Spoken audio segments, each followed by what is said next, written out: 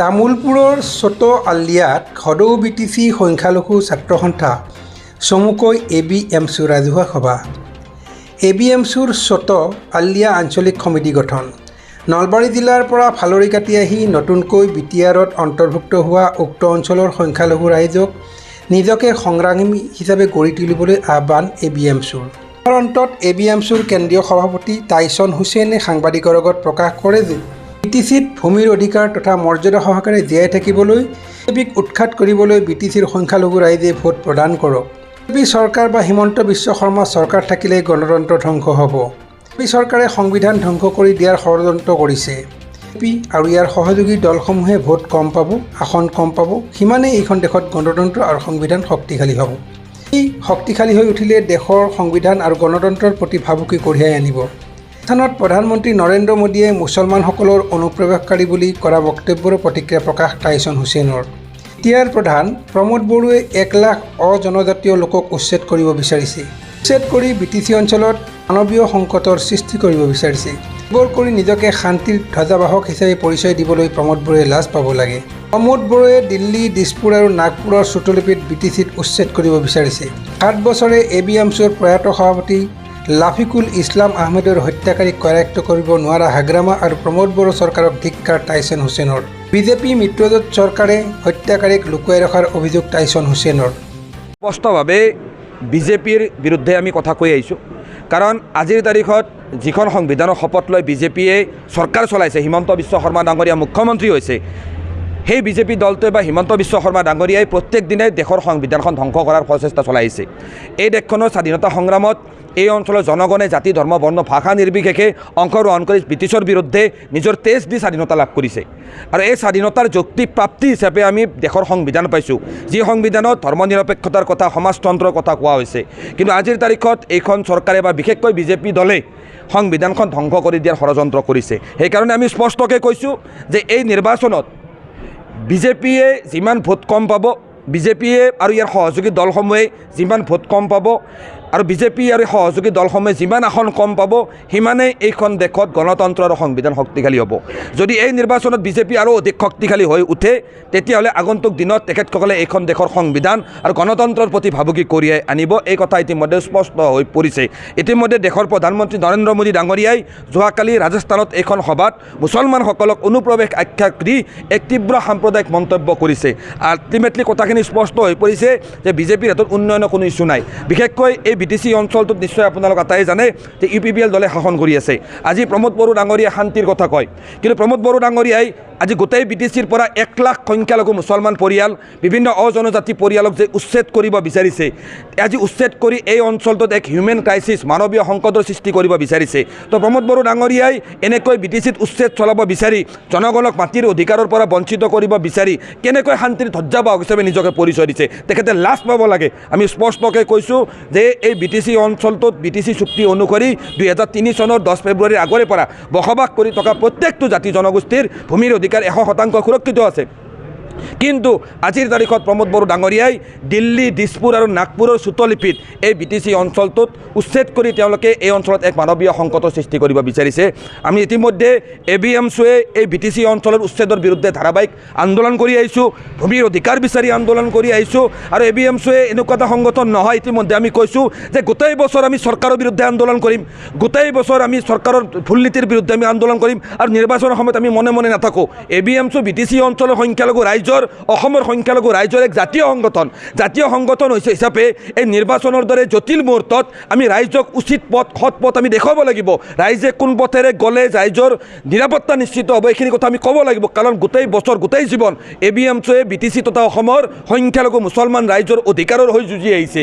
আৰু এই যুঁজখনত কেনেকৈ সময়ে সময়ে BJP হওক, BPF হওক, UPPL যে আমাৰ মুছলমান মানুহখিনিৰ অধিকাৰ কাঢ়ি নিব চেষ্টা কৰি আহিছে, এইখিনি আমি স্বচক্ষে দেখিছোঁ।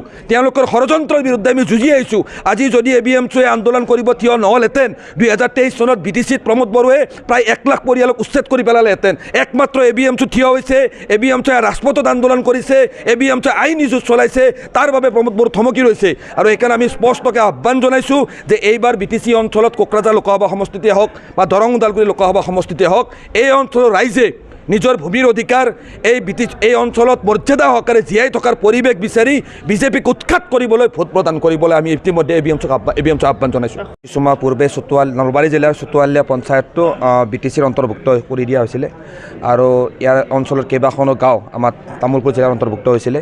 যিহেতু আপোনালোক আটাই জানে যে 2005 চনৰ 10 এপ্ৰিলৰ পৰা BTC অঞ্চলৰ সংখ্যালঘু ৰাইজৰ ন্যায় নিৰাপত্তা আৰু অধিকাৰ বিভিন্ন জাতি জনগোষ্ঠীৰ মাজত ভাতৃত্বভাৱ গঢ়ি উঠা তথা সৰ্বাংগীন বিকাশৰ উদ্দেশ্যেৰে এবিএমচিয়ে BTC অঞ্চলত সংগ্ৰাম আগবঢ়াই লৈ আহিছে। আমি বিভিন্ন দিশত কাম কৰি আহিছোঁ। তো যিহেতু এই অঞ্চলটো নতুনকৈ BTC অঞ্চলত অন্তৰ্ভুক্ত হৈছে আৰু এইটো সম্পূৰ্ণভাৱে এক সংখ্যালঘু অধ্যুষিত এক অঞ্চল। এই অঞ্চলত বিভিন্ন সমস্যা আছে, ইয়াত ৰাস্তা ঘাটৰ সমস্যা আছে, ইয়াত বিদ্যালয়ৰ সমস্যা আছে, শিক্ষা দীক্ষাৰ ক্ষেত্ৰত সমস্যা আছে। এই বৃহত্তৰ অঞ্চলটোত আমাৰ যিখিনি উচ্চ শিক্ষানুষ্ঠান থাকিব লাগিছিল সেই উচ্চ শিক্ষানুষ্ঠান নাই আৰু এই অঞ্চলটোত আপোনালোক আটাই জানে যে আৰ্থিকভাৱে এই অঞ্চলটোত যিহেতু ব্যৱসায় বাণিজ্যৰ ওপৰত নিৰ্ভৰ কৰে, ইয়াত মৎস্য উৎপাদনকে আৰম্ভ কৰি খেতি বাতিৰ ওপৰত নিৰ্ভৰশীল এই অঞ্চলৰ ৰাইজ। তো এই অঞ্চলৰ যিখিনি শ্ৰমজীৱী মানুহ, যিখিনি কৃষিজীৱী মানুহ, যিখিনি মৎস্যজীৱী মানুহ, যিখিনি মানুহে দৈনিক এই অঞ্চলত বিভিন্ন ব্যৱসায় বাণিজ্যৰে আগবাঢ়িছে, জীৱন নিৰ্বাহ কৰিছে, সেই মানুহখিনিৰ উন্নয়নৰ বাবে বিকাশৰ বাবেও চৰকাৰে যিখিনি ব্যৱস্থা গ্ৰহণ কৰিব লাগিছিল সেইখিনি ব্যৱস্থা গ্ৰহণ কৰা নাই। তো এনেকুৱা বিভিন্ন ধৰণৰ এই অঞ্চলৰ মৌলিক সমস্যা সমাধানৰ প্ৰয়োজন আছে। এই অঞ্চলৰ জনগণৰ ন্যায় নিৰাপত্তা আৰু অধিকাৰৰ বিষয়খিনি আকৌ অধিক গুৰুত্ব সহকাৰে আমি গ্ৰহণ কৰাৰ প্ৰয়োজন আছে।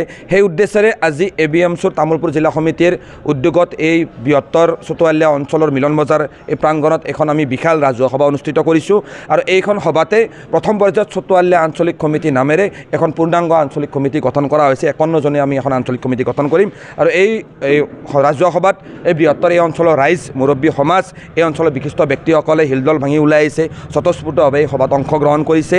এবিএমচিৰ জিলা কেন্দ্ৰীয় শাখা পৰ্যায়ৰ বিভিন্ন বিষয়ববীয়াসকলে ইয়াত উপস্থিত হৈছে। আমি আশা ৰাখিছোঁ আগন্তুক দিনত এবিএমচিয়ে এই অঞ্চলৰ জনগণৰ ন্যায় নিৰাপত্তা আৰু অধিকাৰজনিত বিষয়সমূহ সজোৰে বলিষ্ঠভাৱে উত্থাপন কৰি যাব। চাহাবক গোটেই BTC অঞ্চল, গোটেই অসমৰ সংখ্যালঘু ৰাইজৰ এক বলিষ্ঠ প্ৰতিবাদী সত্তা আছিল। তেখেতৰ নেতৃত্বত সমগ্ৰ অসমৰ সংখ্যালঘু ৰাইজে নিজৰ অধিকাৰ বিচাৰি পোৱাৰ এক আশা ৰাখিছিল। সেইজন বলিষ্ঠ প্ৰতিবাদী সত্তাৰ গৰাকী লাফিকুল ইছলাম আহমেদ চাহাবক কোকৰাঝাৰৰ ৰাজপথত 12টা গুলীৰে থকা সৰকা কৰি 2017 চনৰ 1 আগষ্টত দিন দুপৰতে হত্যা কৰি পেলোৱা হ'ল।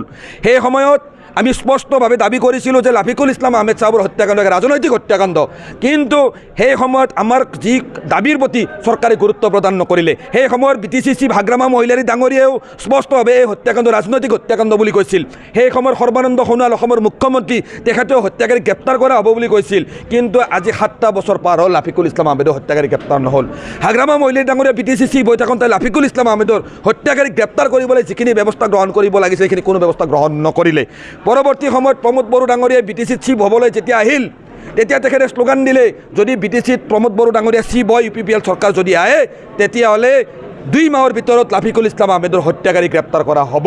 কিন্তু BTCত প্ৰমোদ বড়ো ডাঙৰীয়া চিফ হ'ল, আজি 4টা বছৰ খবৰ হ'ল। আজি প্ৰমোদ বড়ো ডাঙৰীয়াৰ UPPL দলৰ BTCত চৰকাৰ আছে, অসমত MLA আছে, কেবিনেট মিনিষ্টাৰ আছে, ৰাজ্যসভাৰ সাংসদ আছে, তেওঁলোক NDAৰ অংশীদাৰ, কিন্তু আজিৰ তাৰিখলৈকে লাফিকুল ইছলাম আহমেদৰ যি 3জন হত্যাকাৰী যি চিনাক্ত হৈছে তেওঁলোকক চৰকাৰে গ্ৰেপ্তাৰ কৰা নাই। আমি ক'বলৈ বাধ্য হৈছোঁ যে আজিৰ তাৰিখত চৰকাৰৰ হাতত লাফিকুল ইছলাম আহমেদৰ হত্যাকাৰীৰ নাম, ঠিকনা, ফটো সকলোখিনি থকাৰ পিছতো লাফিকুল ইছলাম আহমেদৰ হত্যাকাৰী গ্ৰেপ্তাৰ নোহোৱা কি বুজাইছে? তাৰমানে বৰ্তমানৰ BTC চৰকাৰ আৰু অসম চৰকাৰে লাফিকুল ইছলাম আহমেদৰ হত্যাকাৰীক কি লুকুৱাই ৰাখিছে নেকি? সেই প্ৰশ্ন আজি আমি এবিএমচি উত্থাপন কৰিছোঁ। আজি লাফিকুল ইছলাম আহমেদ এজন মুছলমান ছাত্ৰ নেতা হোৱা বাবেই তেখেতৰ হত্যাকাণ্ডটোক ৰাজনৈতিকভাৱে চৰকাৰে গাপ দিব বিচাৰিছে, কিন্তু এবিএমচিয়ে ধাৰাবাহিকভাৱে কোকৰাঝাৰৰ পৰা দিল্লীলৈকে ইয়াৰ বিৰুদ্ধে আন্দোলন কৰি আহিছে আৰু এই আন্দোলন আগন্তুক দিনলৈকে চলি যাব। তামোলপুৰৰ পৰা আনন্দ ৰামচিয়াৰীৰ ৰিপৰ্ট, অমৃত নিউজ।